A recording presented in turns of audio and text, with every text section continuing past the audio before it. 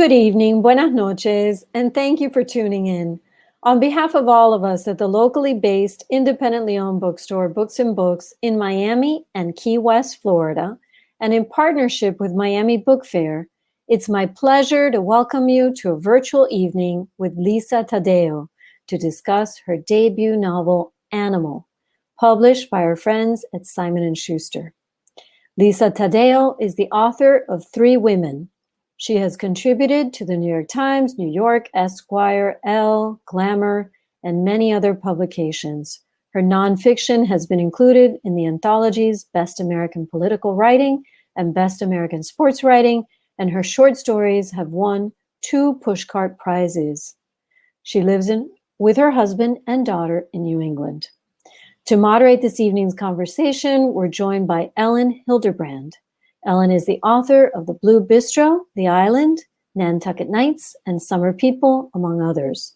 She grew up in Collegeville, Pennsylvania, and is a graduate of the Johns Hopkins University and the University of Iowa Writers' Workshop, where she was a teaching writing fellow.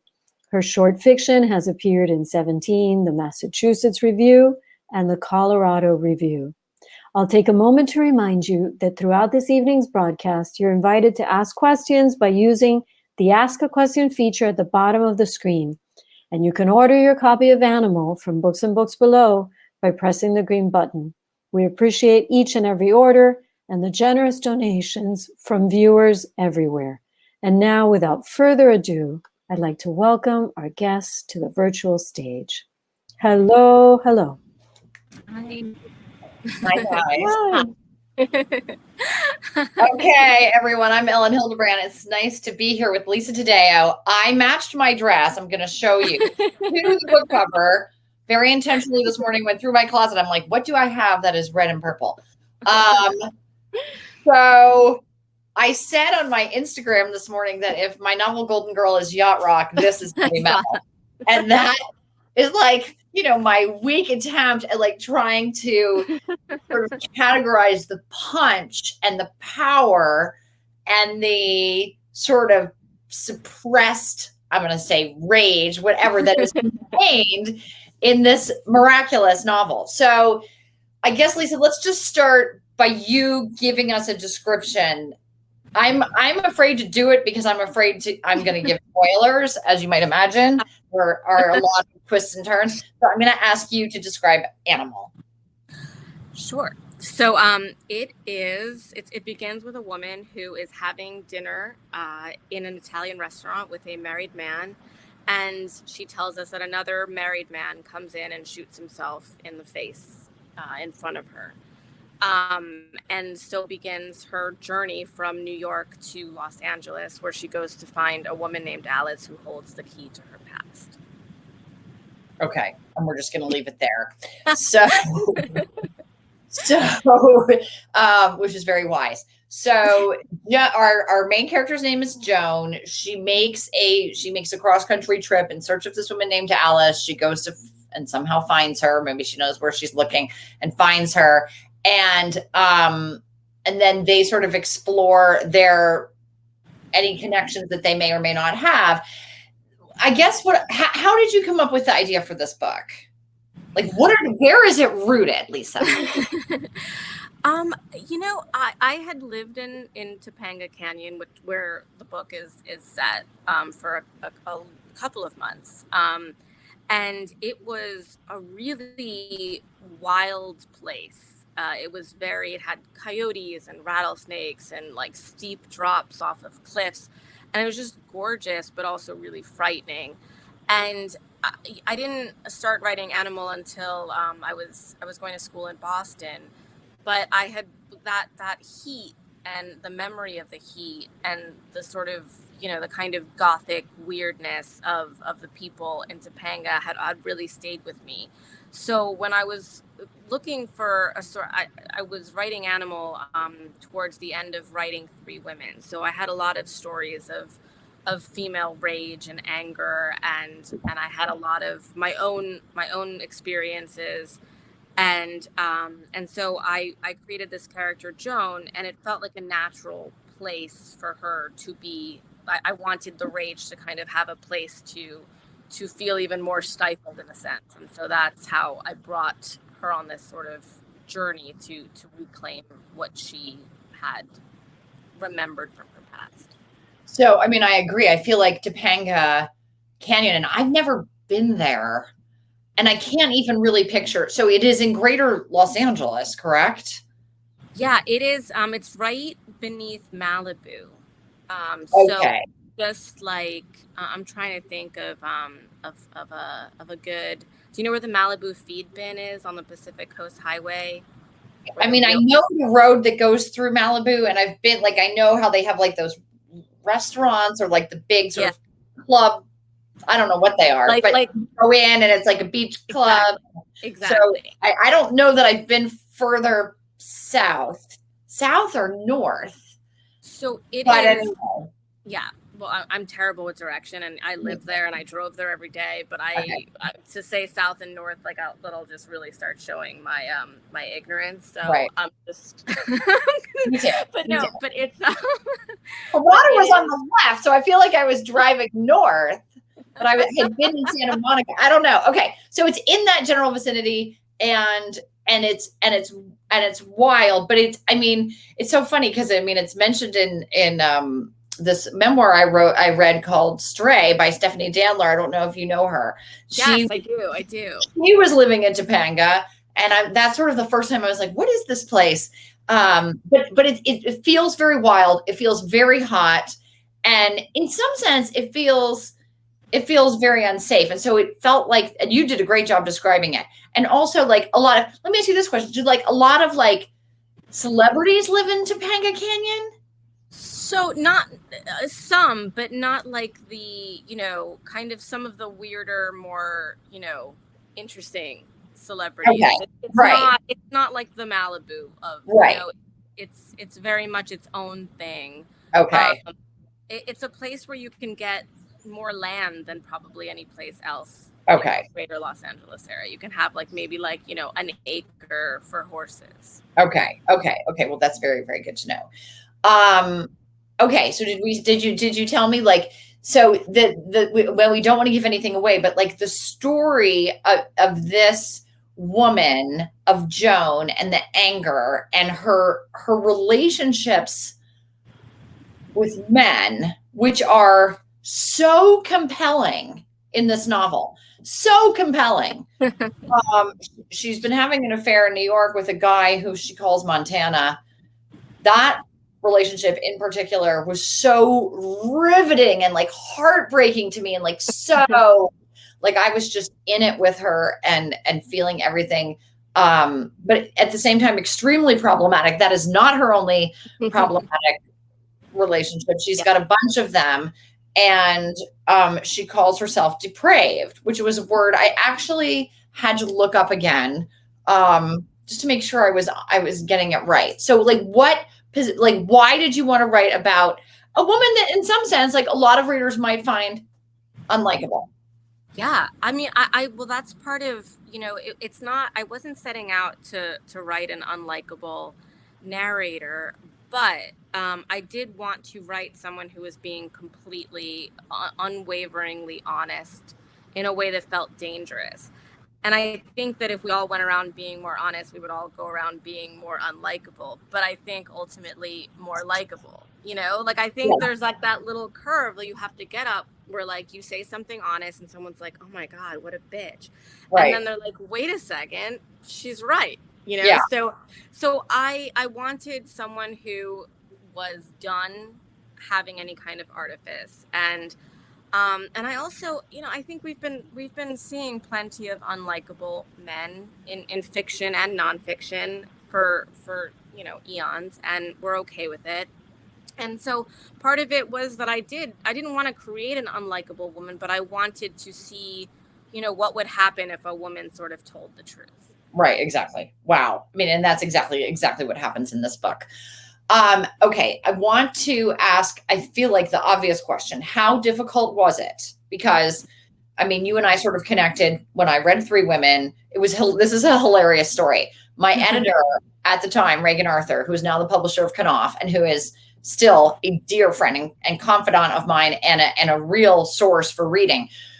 in the summer of 2019, when I was on tour, she came and stayed at my house, and my house was under construction, but it was like a nice vacation on Nantucket by herself. And she really enjoyed it. She left the galley of 3 women on my TV table. And she said, "Oh, I left the pornographic book. I'm sorry. I left the pornographic book on somewhere in your house." And I had no concept what she was talking about. And then I said, "What are you talking about?" She says, 3 women. And I am like, okay, that's all I needed to hear. I am like, next week, I am definitely reading this. And I read it, and so many hundreds of thousands of people fell madly in love, not only with the stories, but with your voice. Incredible writing. And really, that, of course, was what made the book, just such crisp, clear, creative, even though you were telling a nonfiction story, just like a fiction, almost like a fictional voice, like that craft of writing. So how challenging was it for you, and how nervous were you going from a kind of writing that you were very comfortable doing, which is creative nonfiction, and moving into the novel? Well, I had been writing fiction most of my life. I've been publishing short stories and stuff. So I've always, fiction was actually the thing that I was always going to do. And then when I got out of school and I started sort of working in magazines, I started realizing that you could make more money in nonfiction, at least for the most part. So it wasn't that. If anything, it was more freeing, to write fiction, to not have to worry about how real people were going to feel. That was really, after a decade of worrying about that, to be able to full-fledgedly not sort of worry about that at all was really just, was a real salve. Right. I bet. So then you're like, this is made up. I mean, I imagine, the enormous care and mindfulness that you had to have when you were writing about real people. And how that you would be free from those constructs, not to mention the attorneys. I mean, I can't even imagine. Crazy. I know. Absolutely right.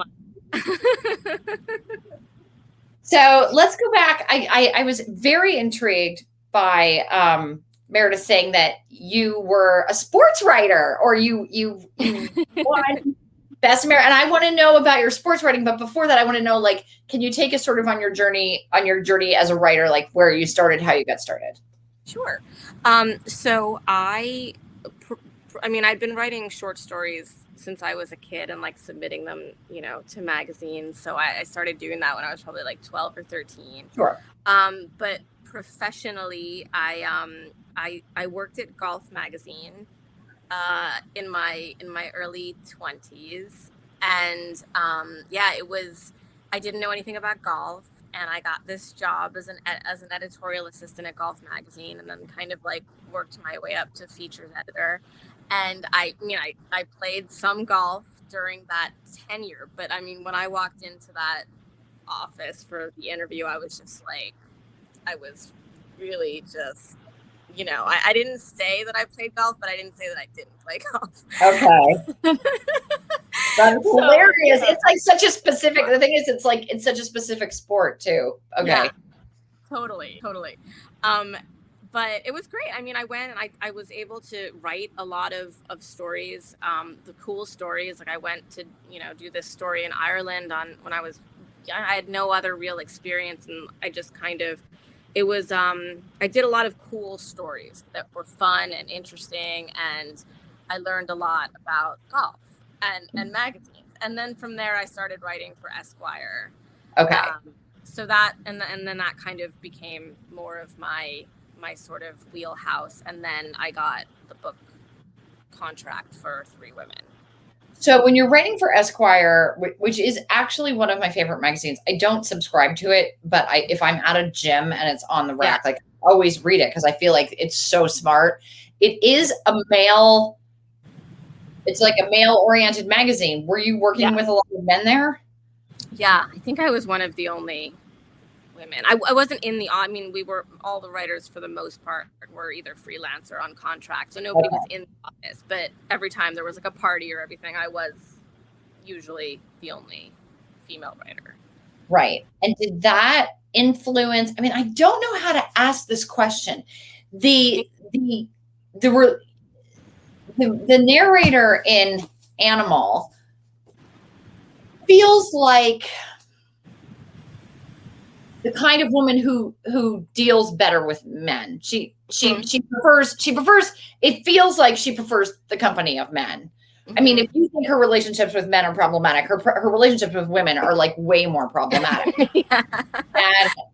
And I sense that she's just more comfortable with men. And is that something that you experienced by working at Esquire and working at Golf? Because you were in these two really sort of, I'm just going to say, like male-dominated arenas. Yeah.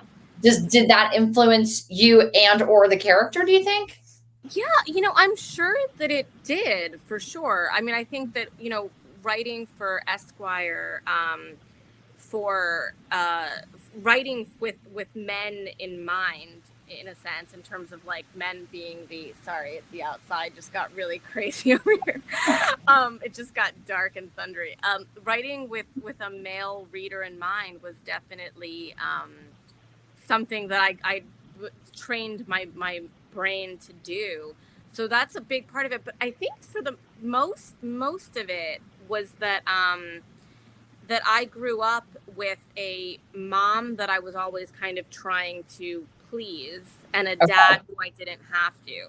So I think that I was more comfortable with men because I sort of had a more, I wouldn't say a closer relationship with my dad, but I was always kind of like trying to, you know, my mom was a certain kind of mom. And while she wasn't like the mom in Animal, there are similarities that, you know, that kind of stayed with me.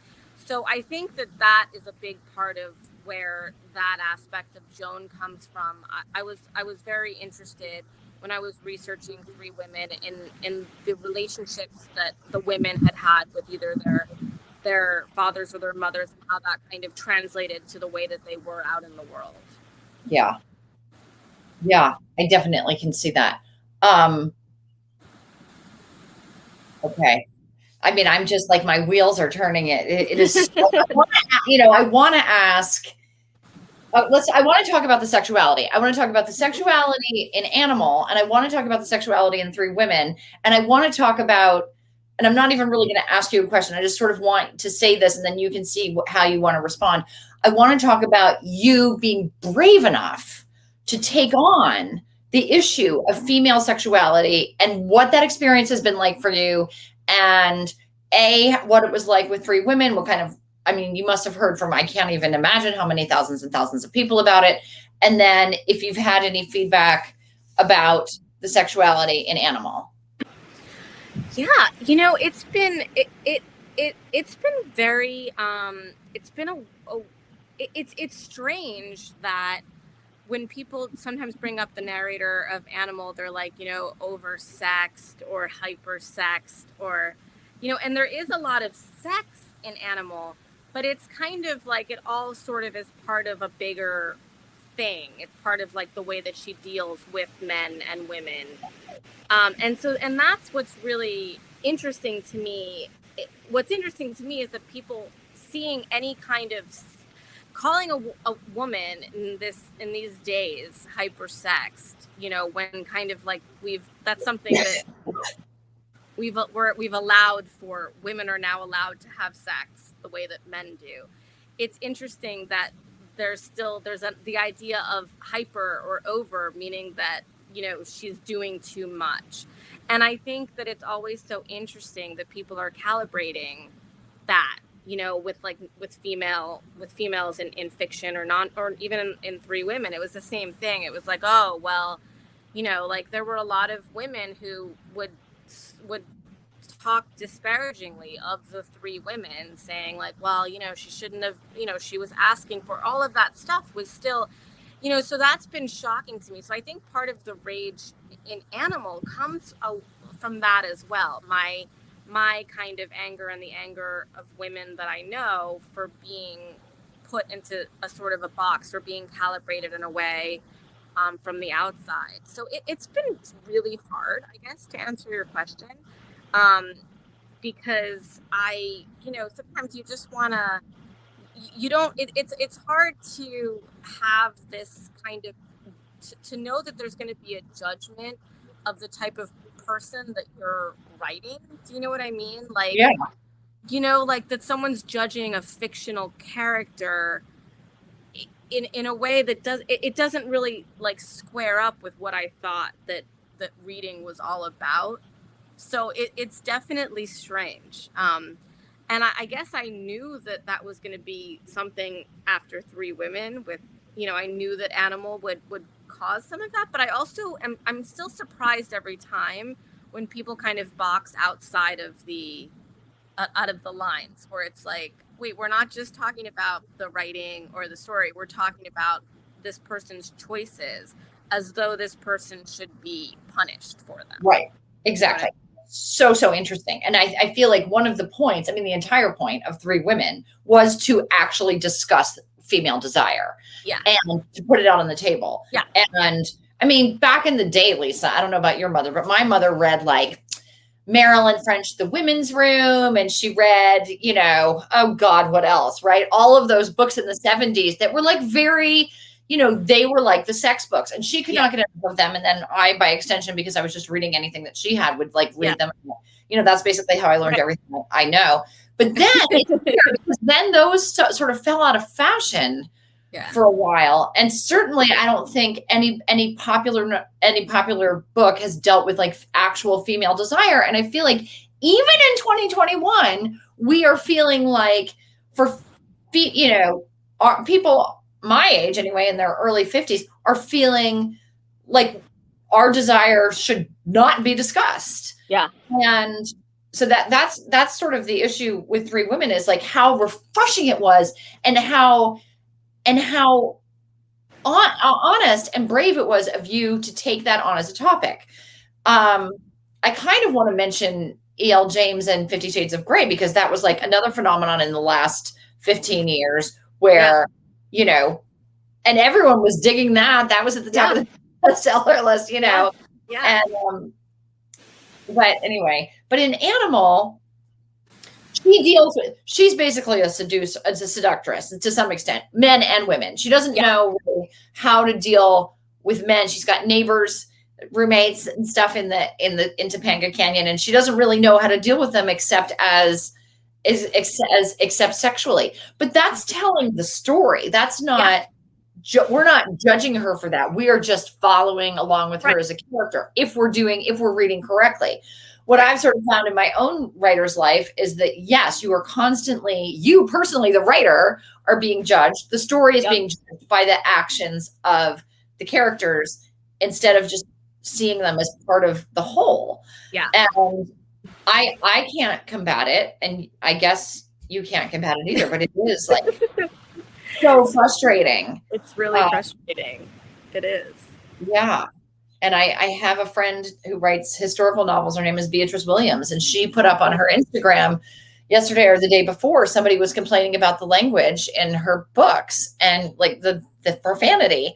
And she's like, okay, the characters in my novels are going to be true to their characters, and they're going to swear if I feel like they would be swearing, and they're going to sleep with other people's wives, and they're going to do all these things because it's a story and it's the character. And it's like the reading, I feel like sometimes the reading police are out there. And what's crazy is that everybody has their own, meter or line, like everyone has their own trigger. If we were to really be careful of all of them, we wouldn't be writing anything at all. And that's what I always find so fascinating, is that people think like, oh, well, this has gone too far now. Like, if you kill an animal, for some people, that's terrible. There's just all these different things. And if we were to take care of everybody's thing, we wouldn't, even children's fairy tales would be a problem. You know, Right. like there's plenty of stories I read to my daughter that I'm like, oh, that's going to scare me tonight. You know, I know. it doesn't end everything. Like I'm scared of everything. So it's, you know, I get it. It's just weird to me that people, you know, feel okay saying it out loud. Right. So in regards to your daughter, I mean, you have, you know, 2 extremely powerful books for someone who has a very young girl. So how do you ever, like, how are you sort of reconciling? Like, are you planning on having conversations with her when she's older and she's going to be reading them? Yes. Right. Yeah. I'm not going to I'm writing these books, so I don't have to have any of these conversations. Okay. You're like, just read the books and then you will know, like. Yeah. I mean, I was talking to somebody really smart and interesting the other day who told me that her father let her watch The Crying Game when she was a little girl. And I was just like, oh, maybe that's why you're so cool and smart. You know, and I found that really, and because I was talking to her, the reason we even got on that topic is I was saying, you know, sometimes when I'm like, my daughter wanted to watch Beverly Hills Chihuahua, and I'm like, I don't want you to watch Beverly Hills Chihuahua. You know, like, can you watch something that is going to make you smarter? Because I feel like Beverly Hills, you're just going to come out of the room and be like, you suck, mom, or whatever thing you've picked up from Beverly Hills Chihuahua. So if you're going to curse at me, can it at least be something a little bit more high class that like maybe you can get from something like The Crying Game? So in a way, I don't have those, like, I want to shield her from danger, but not necessarily from reading or hearing stuff, you know, like I'm worried about physical danger, but like the mental kind, I'm gonna just fill her head with stuff so that she hears all of the bad stuff from me first. Okay. I think that's probably a good plan. And I mean, it's exciting, you know. When was the first time your kids read your books? How old were they? So I have 2 boys and a girl. My oldest is 21. My second oldest is 19, and my daughter's 15. My daughter read 28 Summers last summer. She would have been 14. So, and that's it. She read 28 Summers. She read Golden Girl. And that's it. The boys have never opened a single page, nor if you're asking me, do I think they will ever read my books? They, you know, presumably at some point, like my son's girlfriend, now she reads them. They are just, I used to joke when I did speaking events and I said, I'm not sure they can read. They can read, but I don't think the books are not interesting to them. And me, but they're not going to read them. But my daughter, you know, she cool. has read too, and she'll keep going. She just wants to know, like, which child is me? Like, where am I? That's really cute. Which is so funny. Yes. Okay. So can you tell me a little bit about your writing day and what your schedule looks like? Are you writing a book right now? Yeah, well, so right now, we're just, sort of getting into the production for the show. Okay. That's taking up a lot of time, and it's exciting, but it's a lot. Are the actual women? So it's a dramatization, correct? Yes, correct. Okay. I cannot freaking wait. What is it? What's it gonna be on? Showtime. Okay. Yeah. And it's gonna be called 3 Women. Yep. Oh, I can't freaking wait. Are you writing the scripts? Yeah, well, I wrote about half of them. I had a really brilliant playwright, TV writer, showrunner, Laura Eason, doing several. So there's been a couple of writers, but yes, I've written a good amount. Okay. I'm literally freaking out, so excited. You know when it's going to be on? I think probably 2022. Okay. But I don't know. I don't know, but yeah, we're casting it right now, which is really fun. And it's exciting. It's really so exciting. Yeah. So I'm doing that. I did start, my next book is going to be, there's going to be a book of short stories coming out. And then I am currently working on a nonfiction book about grief. Okay. So that is the next book that I'm working on. But, okay. And do you write every day, Lisa, or? I I used to, with all the stuff that I'm doing for TV and stuff like that, it's been really, and also with, as you know, like press stuff, it's like, every kind of hour is something else. Yeah. So my whole day is kind of, so if I have time to write, I have to squeeze in at like 10:30 and on. So I'm hoping for a little bit of a reprieve because, I got into this because I wanted to write all the time, and it's great. I mean, it's great to, do stuff like this and everything, but it's definitely, I'm like, oh, the whole purpose of what I wanted to do is kind of no longer. So, right. Exactly. But Exactly. I mean, it's amazing. I published my first book in 2000 and I didn't have to do anything. I also didn't sell very many copies, but you just published a book. And now, why is that? Now, I'm writing extra content for different retailers and I'm, doing, articles and doing all this promotion and doing all these virtual events. And, I went on tour for 14 days and all of this extra stuff just to sort of, promote, but it's a whole other job that keeps you from doing exactly the reason why you're doing it in the first place. Exactly. Which is really frustrating, but it must be working on television must be so satisfying. And I am so here for it. I'm so excited. Thank you. It's the kind of thing, I mean, I don't know. What do you binge? Do you binge? I don't.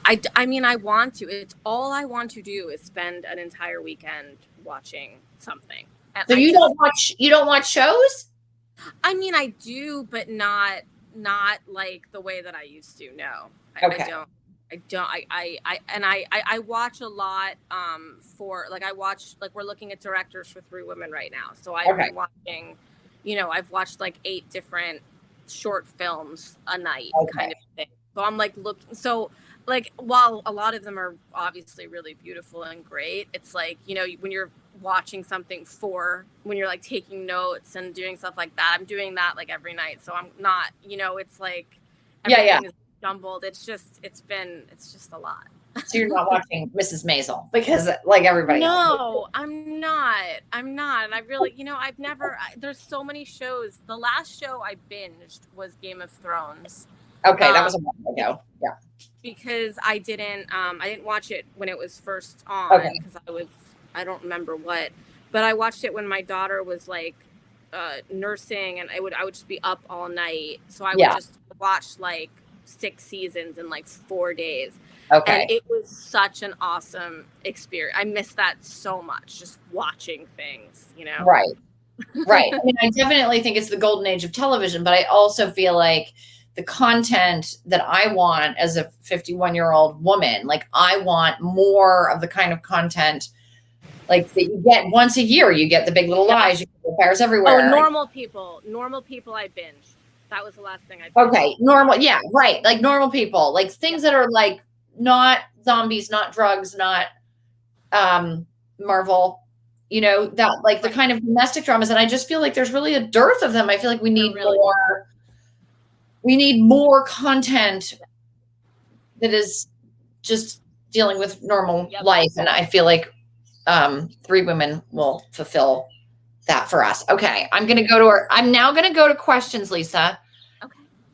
I'm going to look through them before I pick up. Okay. Okay. Someone's asking, is it true that animal was your MFA thesis? Is that true? Yes. Wow. The first 100 pages were. Okay. And where did you get your MFA? BU. Boston. Yeah. Okay. And what was that program like? I'm so curious. Wait, you went to Iowa, right? Yes. I could talk for days about Iowa. Oh, I would love to talk about it. So it was great. I needed something really, I had a baby. Okay. So I needed it to be fast. And so, but BU is one of the very few 1-year programs. Okay. So it was super accelerated. And yeah, Did you feel like that was enough 1 year? Yeah, I did because I was finishing three Women, and I wanted to. I knew I wanted my next thing to be fiction. So I just like I knew it would make me write fiction when I wasn't currently being paid to write fiction. So I was like, someone needs to make me do it, kind of a thing. Okay. So it was enough because I made it be. I mean, I wrote basically my collection of stories and Animal that Okay. year. Wow. So yeah, it was, but it was like, it was just great to have to write a short, to have someone like, going write a short story, it was like just like, and did you turn them in? I'm so interested. Did you like turn them in and go to workshop? Yeah, I did. And other people like commented. And I mean, one of the things, Iowa for me, which I've talked about publicly, was like very, very challenging. Super intense, it's 2 years and everybody gets paid. Everybody at Iowa gets paid, which makes it kind of unique, but they get really great people that way. So, but not everybody at Iowa gets paid the same amount. So I got my first year, I think it was $8,000, and it was just a straight scholarship. I didn't have to teach anybody. Whereas other kids in the class also were getting $8,000 or $6,000, but they had to teach expository writing, or they had to teach a class. And then there were other people that got like the Iowa Arts Fellowship. So there was like a hierarchy. We didn't really know about it when we got there. Anyway, then halfway through the first year, they say, okay, you're now going to submit stories, and we're basically going to pit you against one another. And then we're going to reassign everyone's fellowships, and we're going to give out 12 teaching writing fellowships, which are basically like the crown jewels. And only 12 of the 25 of you are going to get them. Think about how horrible that is. I mean, and it makes you really competitive with the other people in your program. And it was wild. It was very damaging. And when the letters went out, my letter did not arrive. Probably one of the worst nights of my entire life. The letter did not arrive. Everybody else got their letter. This was back in the era of landlines. People were calling one another. Did you get your letter? Did you get your letter? And I didn't get a letter. And so I went out. I was in Iowa. I got in my car. I just drove to like the next county. I was up all night, went to the office the next morning, and they're like, oh yes, you got the teaching writing fellowship, which I was so relieved. It was like it was so bad. But oh wow. Did you feel like BU was supportive, nurturing? I do. I really do. I mean, there were Leslie Epstein and Ha-Jin were the two main teachers. They were great. I mean, because I had a kid, I didn't have to teach, and I did get a small stipend. So that was really cool. But yeah, it was a great program. I think because of the people who were in charge. I think they're still in charge of it. That it was just, I've heard so many bad MFA stories. I happen to have a good experience, but I think it's really, it just depends on who the people are, right, we're running the show. But I think that sounds awful. Oh my God. Well, it was horrible. And then what you're telling me though is that when you went to BU, that you were already writing Three Women.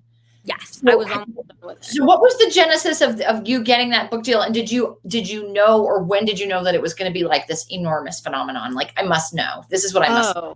God, I didn't. I mean, I had no, I guess when I didn't know until it came out, and it was number one. Like, I didn't know until that happened that it was going to be like that.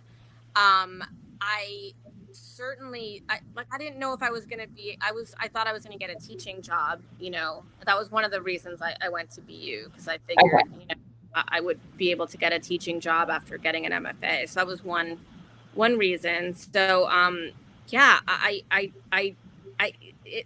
was, I mean, not many people in the class knew that I was working on a nonfiction book, or if they did, nobody really, it wasn't like, didn't care. No.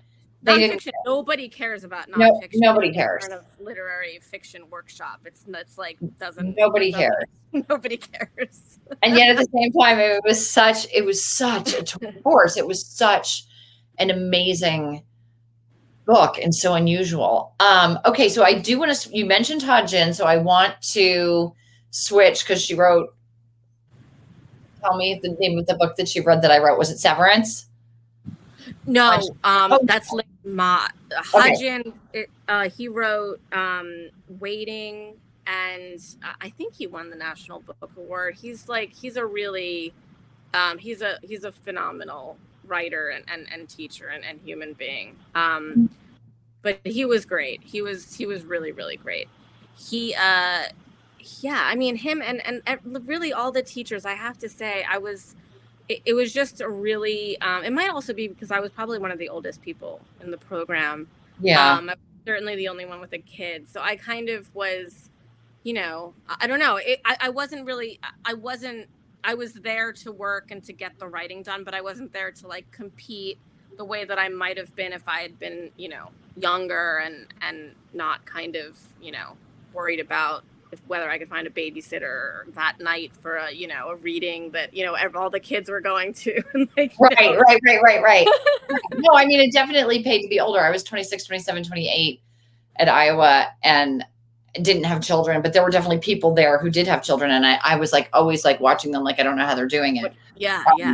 And you must have, weird and hard. Yeah, it is definitely weird and hard. Okay, so I was thinking of Lin Ma, who wrote Severance, which was one of my favorite books this year. What are the books like over the last couple of years that you've absolutely loved? Oh gosh, I mean, you mentioned Stray earlier. I think Stray was absolutely wonderful. I love Stephanie Danler's writing. Yeah, me too. Luster by Raven Leilani was insane. Loved it. I mean, crazy. Also, so that's another book. Like, it came to me in Galley, and I read the cover, and it said this book is sexually disruptive, and I was like, I have to read this ASAP. I don't know. I feel like things that are amazing. So like bravely out there like that are so attractive to me, which may seem strange to people watching because I'm just not like, my books aren't like that. But I am looking for the disruptive. Like, it's because it's so interesting and stimulating for me. So Luster, what else? Luster, The Secret Lives of Church Ladies, a collection of stories. Read that. Read that at the end of last year. Really great. Loved it. George Saunders' A Swim in the Pond in the Rain, which I feel like you'd like that with your Iowa background. I read George Saunders. What was the story collection that came out? I don't know, like 5 or 6 years ago that had all the stories. Yes, absolutely amazing. But that's the last book I read Lincoln in the Bardo actually this year or last year during pandemic. Strange, interesting. But the one, are you talking about a collection of stories from George? No, it's like he kind of goes through all the Russian masters and talks about it's kind of like a writing workshop book, but it's really, I mean, because he's so smart and funny and just great, it just feels, it's like you can enter it from any page. It's just I think it's really beautifully done. I feel honestly, if someone can't afford an MFA program, I really recommend buying books like that and Stephen King's On Writing. I feel like you can kind of, I don't know. It's another way of doing it. Yeah, exactly. And also just read. I mean, I always say like, the only way to become a better writer is to read and read things that are different from you. Different, exactly. But like the best, like I feel like my readers think that I sit home and I read beach books all day, and I don't. I do not read. I read Animal by Lisa. I could not wait to get my hands on this, and it was so satisfying because I was like, yes, this is what I want. Smart, powerful, like breaking taboos, essentially, with this amazing book. And I'm going to encourage everyone to buy a copy from Books and Books in Miami. My middle child, Dawson, is going to the University of Miami, so I hope to be down in Coral Gables soon.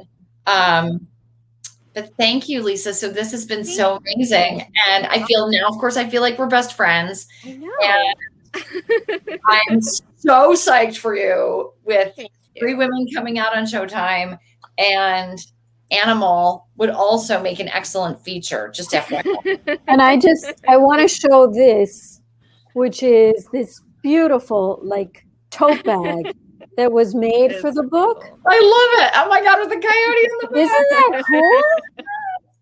Yay! So great. anyone who orders the book tonight has a chance to win a tote bag to go with it. So that's a good reason. And oh my God, thank you so much. What a great conversation. Sure. Thank you. George Saunders, A Swim in the Pond in the Rain, amazing. Amazing, right? In the town. And if you haven't seen Fleabag, that would be a good yeah. one. That's good a one good to one. binge. Yeah. Yes, you have to Really binge. Yeah. fun Oh, one I've to seen. binge. Oh no, I've seen Fleabag. I'm sorry. Okay, I good. just meant, yes, I love that and binge that as. Oh, and I May Destroy You. That one too. Oh, And I that's did a great too. one. I made Like, it. I didn't watch any TV. Then I'm like, oh wait, I saw this and this and this and this. Also disruptive. Yes, I love it. Yeah. Yeah. That's a great one. That's a great one. So anyway, congratulations on the book. Thank you. It's Thank you so wonderful. We've been you. recommending it. We've been hand selling it. Thank We you. love it. And we're just delighted that you joined us today in our little virtual bookshop. And I hope that I'm going to see both of you. I know you came to Miami Book Fair for 3 Women. I Because did. I remember I think I that. might be coming back, To actually. the book fair this year? Fantastic. So, I hope, Ellen, you will come too. Absolutely. Yeah, I was there in 2017. I'd love to come back. Well, as I said, my son's going to the U. He's going to University of Miami. Yeah. So I'll be right there in Coral Gables. What's he studying? He's studying communications, which I think is like a euphemism for partying.